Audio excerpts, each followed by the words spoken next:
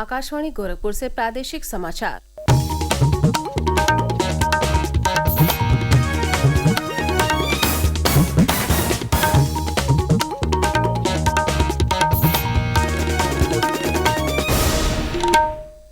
नमस्कार। समाचार बुलेटिन के साथ मैं सोनी निगम। पहले मुख्य समाचार। प्रधानमंत्री नरेंद्र मोदी ने आगरा वाराणसी वंदे भारत ट्रेन को वर्चुअली हरी झंडी दिखाकर किया रवाना। मुख्यमंत्री योगी आदित्यनाथ ने Uttar Pradesh power corporation limited की सभी परियोजनाओं की जांच के दिए निर्देश।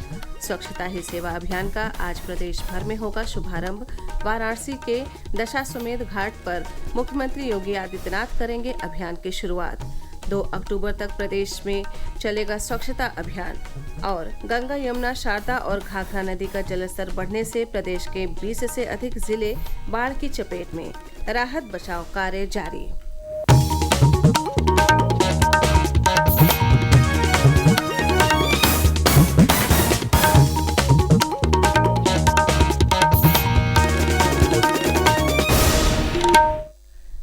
अब समाचार विस्तार से। प्रधानमंत्री नरेंद्र मोदी ने कल वर्चुअल माध्यम से आगरा वाराणसी वंदे भारत ट्रेन को हरी झंडी दिखाकर रवाना किया। इस अवसर पर आगरा रेलवे स्टेशन के प्लेटफॉर्म नंबर 6 पर समारोह का आयोजन हुआ, जिसमें केंद्रीय रेल राज्य मंत्री रवनीत सिंह बिट्टू और आगरा के सांसद व केंद्रीय राज्य मंत्री SP सिंह बघेल मौजूद रहे। ये ट्रेन आगरा से शाम 4:15 पर चलकर रात 11:55 पर वाराणसी के कैंट स्टेशन पहुंचेगी। इस ट्रेन में 8 कोच होंगे। नियमित परिचालन के दौरान यह शुक्रवार को छोड़कर सप्ताह में 6 दिन चलेगी। केंद्रीय रेल राज्य मंत्री रवनीत सिंह बिट्टू ने बताया कि वंदे भारत ट्रेन से लोग कम समय में लंबी दूरी तय कर सकेंगे। उधर दिल्ली वाराणसी के बीच चलने वाली वंदे भारत ट्रेन के नए स्वरूप का भी कल प्रधानमंत्री ने वर्चुअल शुभारंभ किया। इस ट्रेन में पहले 16 कोच थे, जिसे बढ़ाकर अब 20 कर दिया गया है। वाराणसी के कैंट स्टेशन में इस ट्रेन के शुभारंभ मौके पर प्रदेश सरकार के मंत्री अनिल राजभर और रविंद्र जायसवाल उपस्थित रहे। 2 दिवसीय दौरे पर कल वाराणसी पहुंचे मुख्यमंत्री योगी आदित्यनाथ ने जिले में चल रहे विकास कार्यों और कानून व्यवस्था की सर्किट हाउस में समीक्षा की। इस दौरान उन्होंने रामनगर में बलुआ घाट स्थित गुंबद गिरने और एक व्यक्ति की मौत हो जाने की घटना को गंभीरता से लेते हुए कार्यदायी संस्था Uttar Pradesh power corporation limited की प्रदेश में चल रहे सभी परियोजनाओं की जांच कराने का निर्देश दिया। साथ ही उन्होंने पर्यटन विभाग, ठेकेदार और संबंधित नोडल अधिकारी के खिलाफ भी कार्रवाई करने को कहा। श्री योगी ने कहा कि किसी भी स्तर पर लापरवाही बर्दाश्त नहीं की जाएगी। उन्होंने सुरक्षा के दृष्टिगत शास्त्री घाट पर निर्मित सभी गुंबदों का पुनर्निर्माण कराने तथा पूरे कार्यक्षेत्र की बैरिकेडिंग कराने का निर्देश दिया। उन्होंने JP मेहता इंटर कॉलेज में बाढ़ पीड़ितों के लिए बनाए गए राहत शिविर का निरीक्षण किया और सभी का कुशल क्षेम पूछा। मुख्यमंत्री ने रोपवे परियोजना की समीक्षा करते हुए इसे जल्द पूरा कराने को निर्देशित किया, जिस पर जिलाधिकारी S राजलिंगम ने बताया कि 3 स्टेशनों का निर्माण कार्य दिसंबर तक पूरा हो जाएगा। बाकी बचे स्टेशन मार्च तक तैयार हो जाएंगे।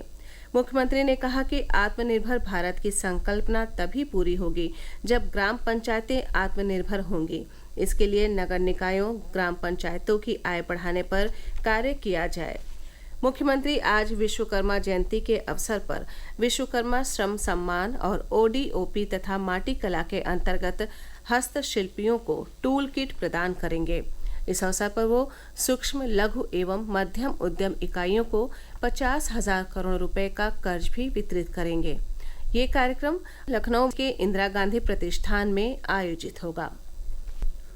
कल लखनऊ विश्वविद्यालय के 67वें दीक्षांत समारोह में राज्यपाल एवं कुलाधिपति आनंदीबेन पटेल ने 198 मेधावी छात्र छात्राओं को मेडल देकर सम्मानित किया। राज्यपाल ने मेडल प्राप्त करने वाले छात्र छात्राओं और उनके अभिभावकों को शुभकामनाएं और बधाई दी। इस अवसर पर उन्होंने कहा कि लखनऊ विश्वविद्यालय ने नैक ग्रेडिंग में A++ प्राप्त कर कीर्तिमान स्थापित किया है। गांधी जयंती के अवसर पर सफाई को लेकर पूरे प्रदेश में आयोजित होने वाले स्वच्छता ही सेवा अभियान का आज से शुभारंभ होगा। ये अभियान 2 अक्टूबर तक चलेगा। मुख्यमंत्री योगी आदित्यनाथ वाराणसी के दशाश्वमेध घाट पर स्वच्छता अभियान की शुरुआत करेंगे। वहीं गोरखपुर में प्रभारी मंत्री स्वतंत्र देव सिंह रामगढ़ ताल क्षेत्र स्थित नौकायन से अभियान का शुभारंभ करेंगे। इस वर्ष अभियान का विषय स्वभाव स्वच्छता, संस्कार स्वच्छता रखा गया है। इस अभियान के तहत पर्यटन स्थलों, सार्वजनिक भवनों, व्यावसायिक क्षेत्रों, जलाशयों, चिड़ियाघरों, अभयारण्यों और सामुदायिक तथा सार्वजनिक शौचालयों सहित विभिन्न स्थानों पर श्रमदान और सामूहिक रूप से बड़े पैमाने पर सफाई की जाएगी।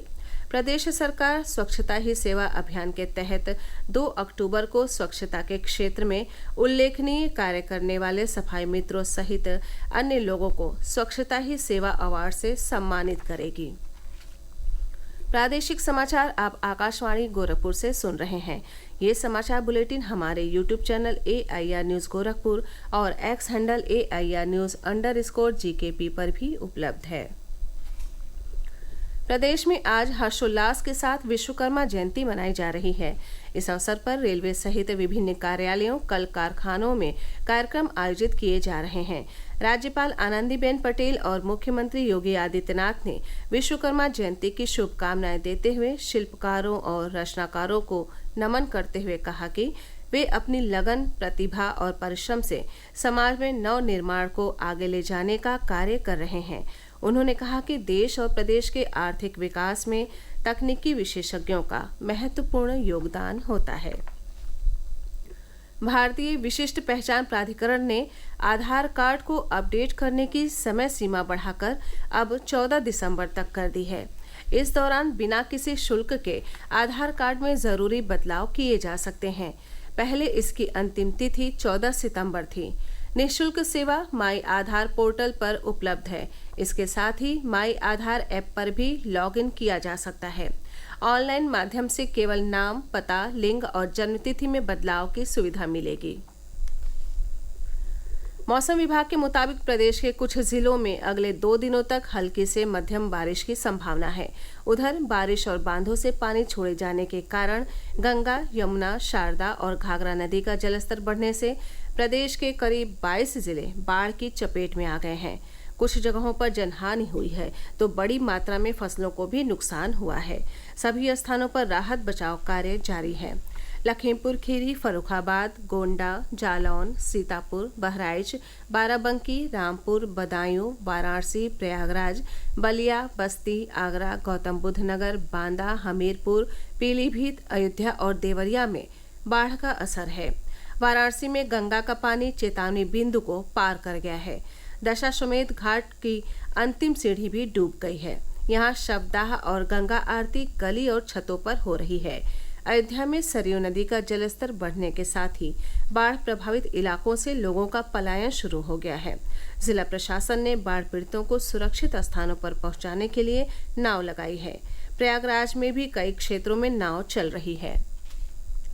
कल नरोरा बैराज से गंगा में 1,67,780 क्यूसेक पानी छोड़ा गया, जिसके चलते बदायूं की गंगा नदी में और उफान आ गया, जिससे नदी उस पार बसे करीब आधा दर्जन गांव जलमग्न हो गए हैं। मिर्जापुर के चुनार कोतवाली क्षेत्र के बगही गांव में गंगा के बाढ़ के पानी में डूबने से 2 सगे भाइयों की मौत हो गई है। बाराबंकी में सरयू नदी खतरे के निशान से ऊपर बह रही है, जिससे 20 से अधिक गांव पानी से घिर गए हैं। बांधों से पानी छोड़े जाने के कारण फर्रुखाबाद में गंगा का जलस्तर तेजी से बढ़ रहा है। हमारे प्रतिनिधि की एक रिपोर्ट। फर्रुखाबाद जनपद में गंगा नदी का जलस्तर खतरे के निशान पर पहुंच चुका है। फर्रुखाबाद पांचाल घाट गंगा नदी का जलस्तर 137.10 मीटर पर पहुंच चुका है, जो खतरे के निशान से काफी ऊपर है। गंगा नदी में बिजनौर, नरौरा, हरिद्वार बांध से पिछले कई महीनों में लाखों क्यूसेक पानी छोड़ा जा चुका है, जिसके चलते जनपद के कई गाँव बाढ़ की चपेट में आ चुके हैं। जनपद की प्रमुख नदी गंगा के अलावा अन्य नदियाँ जैसे रामगंगा व काली नदी भी चेतावनी बिंदु के निशान के पास बह रही है। तेजी से बढ़ रहे पानी से कायमगंज व अमृतपुर तहसील के बाढ़ प्रभावित इलाकों के कई गांवों के ग्रामीणों का आवागमन नाव के द्वारा हो रहा है। इन इलाकों की कई सड़कें जलमग्न हो चुकी हैं। कई जगह पानी 2 से 3 फीट बह रहा है। जिला प्रशासन की ओर से जारी एडवाइजरी के अनुसार अगले 48 घंटों में पानी और बढ़ने की संभावना है। प्रशासन द्वारा लगातार बाढ़ग्रस्त इलाकों का दौरा किया जा रहा है। लोगों को खाने की सामग्री, मेडिकल किट आदि उपलब्ध कराई जा रही है। गौरव यादव, आकाशवाणी समाचार, फर्रुखाबाद। उधर बस्ती और संत कबीरनगर जिले में घाघरा नदी खतरे के निशान से ऊपर चली गई है, जिससे दर्जनों गांव बाढ़ के पानी से घिर गए हैं। चंदौली में गंगा का जलस्तर तेजी से बढ़ रहा है। अंत में मुख्य समाचार एक बार फिर। प्रधानमंत्री नरेंद्र मोदी ने आगरा वाराणसी वंदे भारत ट्रेन को वर्चुअली हरी झंडी दिखाकर किया रवाना। मुख्यमंत्री योगी आदित्यनाथ ने Uttar Pradesh power corporation limited की सभी परियोजनाओं की जांच के दिए निर्देश।